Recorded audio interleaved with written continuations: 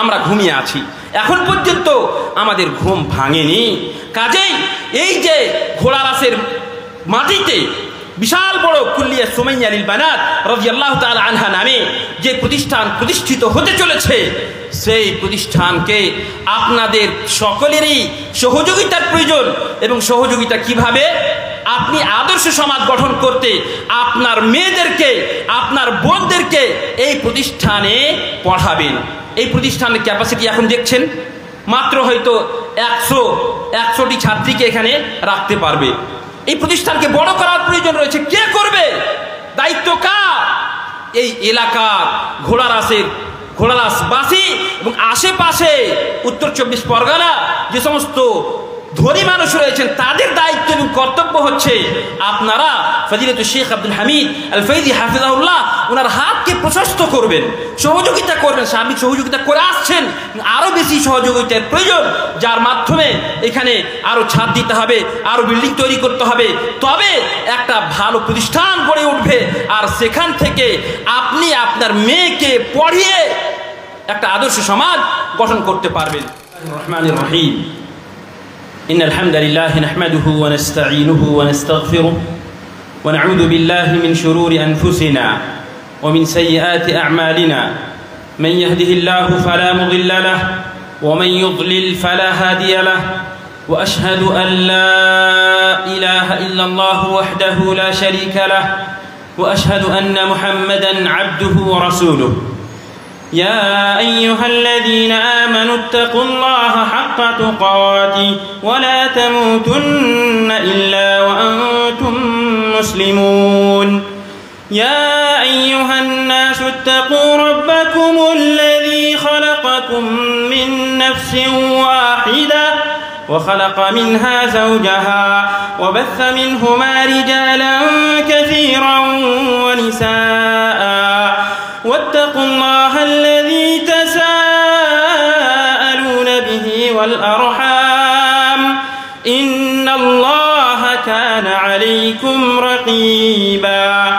يا أيها الذين آمنوا اتقوا الله وقولوا قولا سديدا يصلح لكم أعمالكم ويغفر لكم ذنوبكم، ومن يطع الله ورسوله فقد فاز فوزا عظيما. أما بعد، فإن خير الحديث كتاب الله، وخير الهدي هدي محمد صلى الله عليه وسلم، وشر الأمور محدثاتها، وكل محدثة بدعة، وكل بدعة ضلالة، وكل ضلالة في النار. أما بعد، فقد أرشد الباري في محكم تنزيله: وأما بنعمة ربك فحدث. رب اشرح لي صدري ويسر لي أمري واحلل عقدة من لساني يفقهوا قولي. رب زدني علما.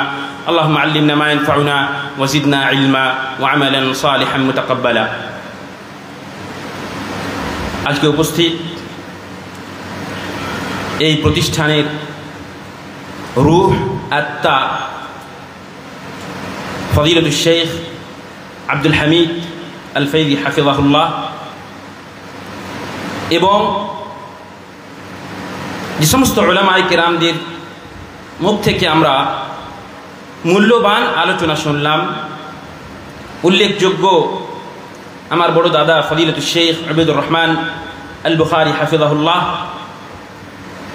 এবং আমার প্রাণের প্রিয় বন্ধু ফজিলাতুল শেখ আরিফুল ইসলাম আল মাদানী হাফিজাহুল্লাহ, আমাদের সকলেরই প্রিয় ফজিলাতুল শেখ আইনুল হক হাক্কানি হাফিজাহুল্লাহ, আমাদের সকলের সম্মানীয় ফজিলাতুল শেখ আলমগীর সরদার হাফিজাহুল্লাহ, শেখ হানিফ হাফিজাহুল্লাহ, এছাড়া বিভিন্ন উলামায়ে কেরামদের মুখ থেকে আমরা যে সমস্ত আলোচনা মহিলাদের সম্পর্কে শুনলাম, মেয়েদের সম্পর্কে শুনলাম, তার উপরে আর কিছু বলার প্রয়োজন নেই। আমি যেমনভাবে আমাদের ফজিলাতুল শেখ আব্দুল হামিদ আল ফৈজি হাফিজাহুল্লাহ উনি বললেন যে আমাদের একটা বিশাল বড় মহিলা প্রতিষ্ঠান আছে, সেই প্রতিষ্ঠানকে চালাতে গিয়ে যে সমস্ত সমস্যার সম্মুখীন হয়ে থাকি এবং আমাদের মুসলিম সমাজ এর মধ্যে যে মহিলা প্রতিষ্ঠানের প্রয়োজন রয়েছে এ সম্পর্কে আমি কয়েক মিনিট আপনাদের সামনে আলোচনা করব ইনশাআল্লাহ তাআলা। একটা বিশাল বড় কথা আমাদের মাঝে থেকে ছুটে গেছে, সেটা হচ্ছে যে আমরা আজকে মহিলা মাদ্রাসার স্থাপনা করছি, কিন্তু আমাদের সামনে যারা বসে আছেন তারা কিন্তু ছেলে, তারা পুরুষ, এবং মাদ্রাসাটা যেই জায়গাতে প্রতিষ্ঠিত হচ্ছে এবং যেই পুরুষ মাদ্রাসার অধীনে চলতে বা গড়তে আরম্ভ হয়েছে সেইটা কিন্তু অত্যন্ত কাছে। আমি সমস্ত ছাত্র এবং তাদের গার্জেনদেরকে আমি বিশেষ করে আমার কথার দিকে আরো আকর্ষিত করার চেষ্টা করব যে আমাদের এই মহিলা মাদ্রাসাটা আমাদের ছেলেদের মাদ্রাসার অত্যন্ত কাছে। কাজেই এখানে আমাদের ভারতবর্ষের মাটিতে যতগুলো মহিলা প্রতিষ্ঠান আছে এবং তার পাশে যদি ছেলে প্রতিষ্ঠান থাকে তাহলে সমস্যা আরো বেশি হয়ে যায়। ভালো করে শুনুন আপনারা, এই জন্যে আমাদের ছেলেদেরকে, ছেলেরা যেহেতু সামনে আছে, ছেলের অভিভাবকেরা সামনে আছেন, তাই তাদের সম্পর্কে আমি কিছু কথা অবশ্যই বলবো। তার পূর্বে মাদ্রাসার যে কি প্রয়োজন এবং এ করলে কি নেকি পাওয়া যাবে তার সম্পর্কে আমি আপনাদেরকে বলি। আপনারা হয়তো যেহেতু কোরআন এবং হাদিস সম্পর্কে এবং বিভিন্ন সালাফে উলামায়ে কিরাম, সালাফে সালেহিনদের সম্পর্কে আপনারা শুনলেন, আমি আমাদের দেশে মহিলাদের যে ফিতনা, বিশেষ করে ফজিলাতুল শেখ মারগুবুর রহমান হাফিজাহুল্লাহ উনি যে কথাটা বললেন আমরা হয়তো উর্দুতে বুঝতে পারিনি।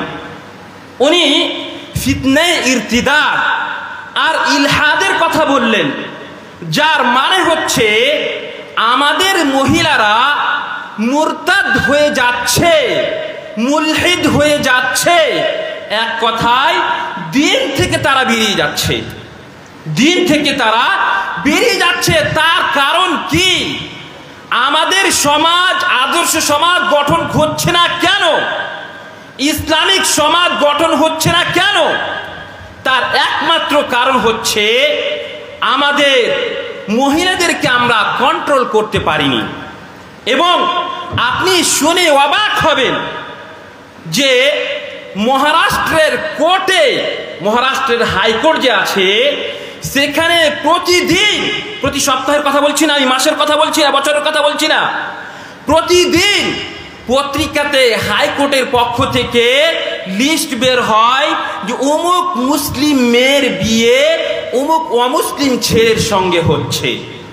এইভাবে প্রতিদিন 5টা, 10টা, 15টা, 20টা করে মহিলা, মুসলিম মহিলারা অমুসলিম ছেলেদের প্রেমে পড়ে তারা মুরতাদ হয়ে যাচ্ছে এবং ইসলাম থেকে বেরিয়ে যাচ্ছে। আর ইসলামের শত্রুরা সব থেকে বেশি বড়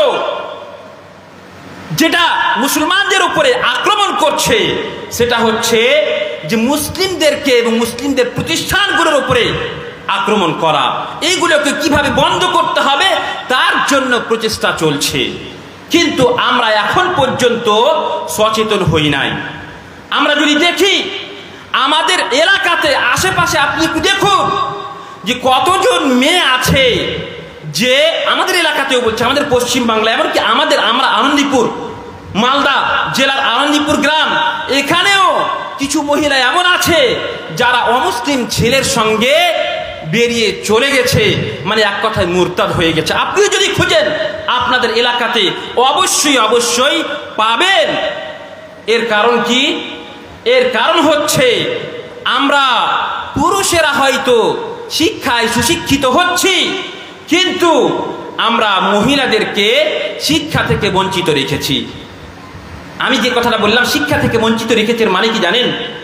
শুনেন, আল্লাহ রাব্বুল আলামিন কোরআনের মধ্যে এবং রাসূলুল্লাহ সাল্লাল্লাহু আলাইহি ওয়াসাল্লাম হাদিসের মধ্যে যেখানেই বলেছেন তালাবুল ইলম ইয়ারফাউল্লাহু আল্লাযীনা আমানু মিনকুম ওয়াল্লাযীনা উতুল ইলমা দারাজাত কুল হাল ইয়াস্তাবিল লাযীনা ইয়া'লামুনা ওয়াল্লাযীনা লা ইয়া'লামুন ওয়া মা ইয়াস্তাবিল আ'মা ওয়াল বাসীর ওয়ালাল যুলুমাতু ওয়ালান নূর। যত জায়গাতে শিক্ষার কথা আল্লাহ এবং আল্লাহর রাসূল সাল্লাল্লাহু আলাইহি ওয়াসাল্লাম বলেছেন, সমস্ত জায়গাতে শিক্ষা বলতে ইসলামী শিক্ষা, সমস্ত জায়গাতে ইসলামী শিক্ষা। আমি আপনাকে এই কথা বলছি না যে আপনাকে মানে আমাদের সমাজে ডাক্তারের প্রয়োজন নেই, মাস্টারের প্রয়োজন নেই, ইঞ্জিনিয়ারের প্রয়োজন নাই, কথা নয়। আমাদের সমাজে ডাক্তার, ইঞ্জিনিয়ার, মাস্টার, গবেষক, সায়েন্টিস্ট সমস্ত কিছুরই প্রয়োজন রয়েছে। কিন্তু আপনি শুধুমাত্র একদিককে দেখবেন আর এক দিককে বন্ধ করে দিবেন, তাহলে কিন্তু হবে না। আপনি আদর্শ সমাজ গঠন করার জন্য, ইসলামিক সমাজ গঠন করার জন্য আপনাকে ইসলামী শিক্ষায় সুশিক্ষিত করতে হবে, সে নারী হোক অথবা পুরুষ হোক। من عمل صالحا من ذكر أو أنثى وهو مؤمن فلنحيينه حياة طيبة।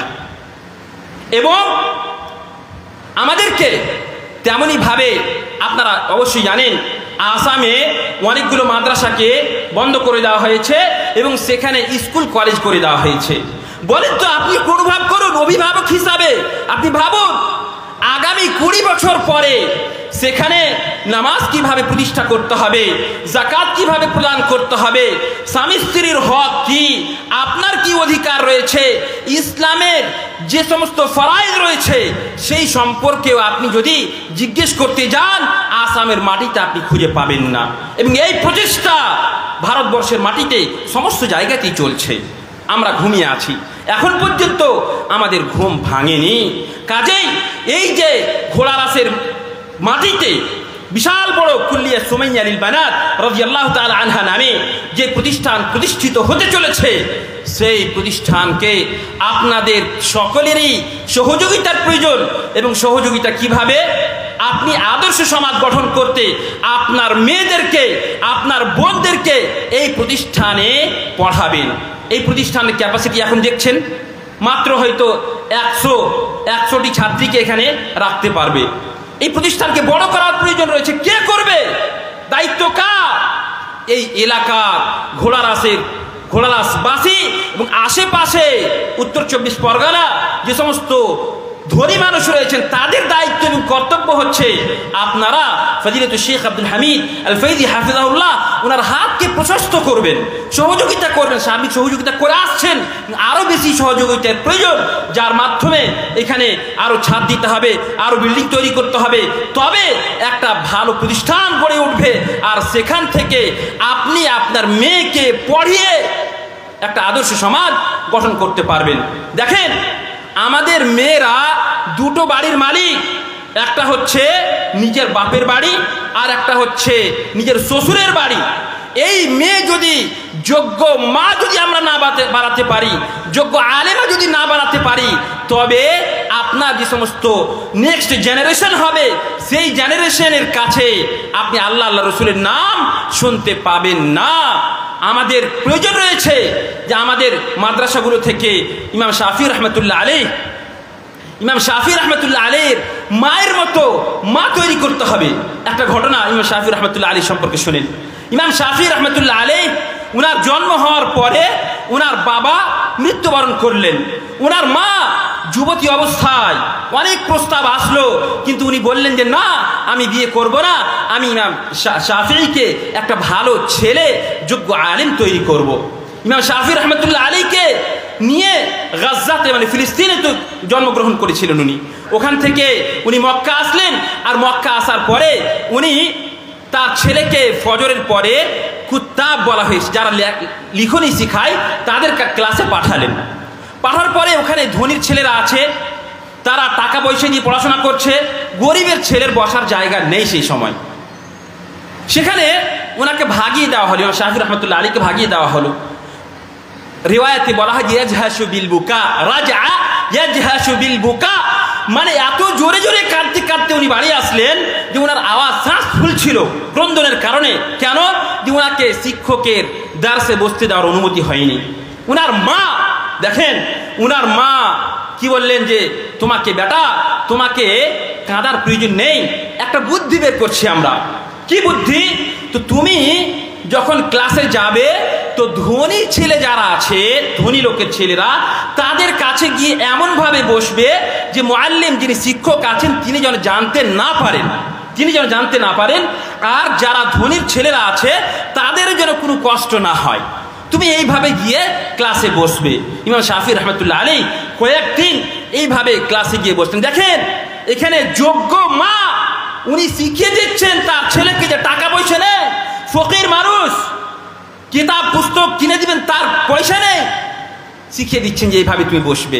কয়েকদিন বসার পরে একদিন হঠাৎ করে শিক্ষক তার চেয়ার থেকে কোথাও গিয়েছেন। সেই সময় ইমাম শাফি রহমতুল্লাহ আলাইহি 5 বছরের ছেলে, মাত্র 5 বছরের ছেলে, উনি সেই চেয়ারে বসে দার্স দিতে আরম্ভ করেছেন, শিখাতে আরম্ভ করেছেন। তার শিক্ষক এসে দেখছে, আরে কি ব্যাপার, এ তো আশ্চর্যজনক, একটা ছেলে সে দার্স দিচ্ছে, খুব সুন্দরভাবে পড়াচ্ছে। জানতে পারার পরে তার ফিসকে মাফ করে দেওয়া হলো। আর এইভাবে ইমাম শাফি রহমতুল্লাহ আলাইহি তার ক্লাসে বসতে থাকলেন এবং শিক্ষা অর্জন করতে থাকলেন। ইমাম শাফি রহমতুল্লাহ আলাইহির মা টাকা পয়সা নেই, খাতা কিনে দিবেন তার জন্য কি পয়সা নেই, কি করবেন, কিভাবে কি করবেন। তো বলা হয়েছে তার জীবনী সম্পর্কে লিখতে গিয়ে বলা হয়েছে লিখনীতে, বলছেন যে সেই যুগে যিনি ওয়ালি ছিলেন, খলিফা, তারা লিখার পরে খাতার পাতা হতো, তো একদিকে লেখা আছে আর একদিকে লেখা নেই। তো এই খাতার পাতাটাকে যখন তারা ফেলে দিত লেখার পরে, তো একদিক যেটা ফাঁকা ছিল ওই ফাঁকাটাতে ইমাম শাফি রহমতুল্লাহ আলাইহি লিখবেন বা লিখতে শিখবেন। তার জন্য তার মা ওই কুড়াদান থেকে পাতাটাকে উঠিয়ে নিয়ে আসতেন আর ইমাম শাফি রহমতুল্লাহ আলাইহিকে দিতেন, আর তিনি লিখতে পড়তে শিখতেন। ইমাম শাফি রহমতুল্লাহ আলাইহির মা এইভাবে খাতার ব্যবস্থা করে দিয়েছিলেন। তাহলে এই সমস্ত কথা, আমাদের সালাফে সালেহিনদের কথা, যদি আমাদের মায়েরা, আমাদের মেয়েরা, আমাদের বোনেরা যদি জানতে না পারে, তবে তাদের পক্ষ থেকে কিভাবে ইমাম শাফি রহমতুল্লাহ আলাইহির মতো ছাত্র এবং তার মতো যোগ্য আলিম তৈরি হবে? হতেই পারে না। ইমাম শাফি রহমতুল্লাহ আলাইহি সম্পর্কে এত উনার জ্ঞান ছিল, বলা হয়েছে যে উনি যখন বই পড়তেন তো এত বেশি আল্লাহ রাব্বুল আলামিন ওনাকে জ্ঞান দিয়েছিলেন, বা এত বেশি উনার ব্রেন ছিল যে একটা পাতা যখন পড়তেন তার একটা পাতায় হাত দিয়ে দিতেন যেন সেটা যেন আগে মুখস্থ না হয়ে যায়। এইভাবে বলা হয়েছে, এর সত্যতা আমি জানি না, কিন্তু বলা হয়েছে এত ব্রেন নিয়ে উনি ছিলেন। কিভাবে হলো? তার মায়ের অবদান রয়েছে।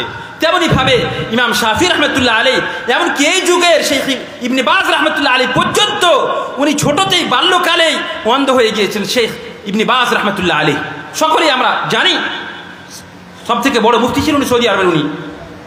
উনি অন্ধ ছিলেন। তো উনার খালা বলছেন যে ইবনে বাজ অন্ধ হয়ে গেছে, তো এ কিভাবে নিজের জীবনযাপন করবে, পৃথিবীতে কিভাবে জীবনযাপন করবে, এইভাবে উনি বলতেন। তো বলা হয়েছে যে আল্লাহ রাব্বুল আলামিন তাকে বাসারাত তো দেননি, মানে চোখ দিয়ে উনি দেখবেন, এই চোখের বাসারাত তো কেড়ে নিয়েছিলেন, কিন্তু আতাহুল্লাহু বিল বাসীরাহ, আল্লাহ রাব্বুল আলামিন তাকে বাসীরাত দিয়েছিলেন, দিনে জ্ঞান দিয়েছিলেন, দিল দিয়েছিলেন, যার মাধ্যমে উনি হক এবং বাতিলকে চিনতে পারতেন, জানতে পারতেন। এবং উনার সম্পর্কে বলা হয়েছে যে বাদশারা তাকে তার ডান পাশে বসাতেন, ইবনে বাজ রহমতুল্লাহ আলাইহিকে তার ডান পাশে বসাতেন, সেই অন্ধ আলিম রাহিমাহুল্লাহু রাহমাতান ওয়াসিআ। এর পিছনে কার হাত? এর পিছনে তার মায়ের হাত রয়েছে। তার মায়ের সম্পর্কেও ওইভাবে এসেছে যে সালাফে সালেহিনদের মতো উনিও ইমাম ইবনে বাজ রহমতুল্লাহ আলাইহির ওনার সেবা করেছিলেন এবং ওনাকে প্রতিষ্ঠানে ভর্তি করেছিলেন। তাহলে আমরা বুঝতে পারলাম যে আমাদের প্রতিষ্ঠানের অত্যন্ত প্রয়োজন, মহিলা মাদ্রাসার অত্যন্ত প্রয়োজন, যার মাধ্যমে আমরা আদর্শ সমাজ গঠন করতে পারবো ইনশাআল্লাহ তাআলা। এবার যেহেতু ছেলেরা আছে, শুনে রাখুন, জান্নাতে শেখ আলমগীর সরদার হাফিজাহুল্লাহ উনি বললেন কি যে জান্নাতে পর্যন্ত মানুষ জান্নাতে যাওয়ার পরেও সে আনন্দিত ছিল না, তার প্রয়োজন ছিল, স্ত্রীর প্রয়োজন ছিল। মানে মানুষের চাহিদা, মানুষের আকাঙ্ক্ষা সব সময় থাকে যে তার সঙ্গে একজন স্ত্রী হবে। ভালোবাসা, স্ত্রীকে আল্লাহ রাব্বুল আলামিন এই জন্যই তৈরি করেছেন, মানুষের আনন্দের জন্য আল্লাহ রাব্বুল আলামিন তৈরি করেছেন।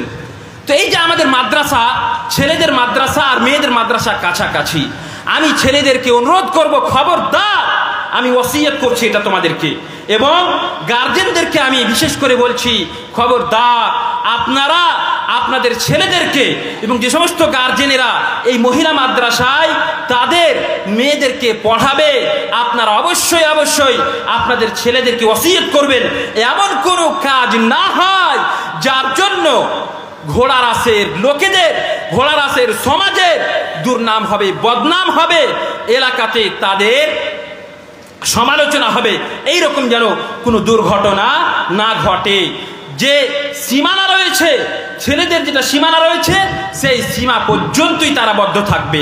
মেয়েদের গেট আছে, এই গেটে কোনো ছেলে খবরদার ঘোরাঘুরির করার চেষ্টা করবে না।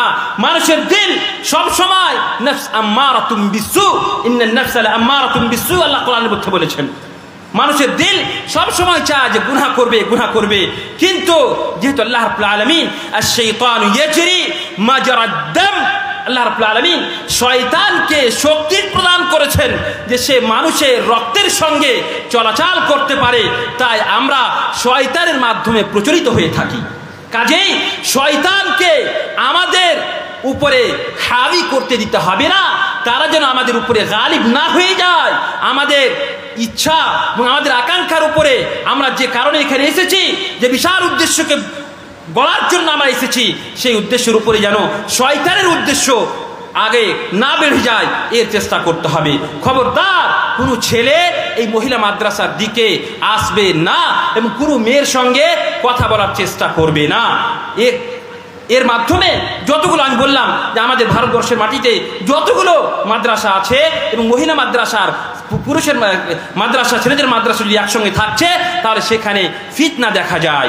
কাজে খবরদার আমি সকলকে ওসিয়ত করব এবং এখন থেকে আমি সকলের কাছে অনুরোধ করব যে খবরদার কোনো ছেলে যেন এই মহিলা মাদ্রাসার আশেপাশে না আসে এবং তোমাদের মাধ্যমে এমন কোনো কাজ না হয় যার কারণে ফজিলতুল শেখ আব্দুল হামিদ আল ফৈজি হাফিজাহুল্লাহ অথবা ঘোড়ারাসবাসী যাদের ইখলাসের কারণে, যাদের সার্বিক সহযোগিতার কারণে যখনই ফৈজি সাহেব তাদেরকে ডেকেছেন তখনই তাদেরকে পাশে পেয়েছেন আলহামদুলিল্লাহ, এলাকার লোকেদেরকে সবসময় তাদেরকে পাশে পেয়েছেন আলহামদুলিল্লাহ।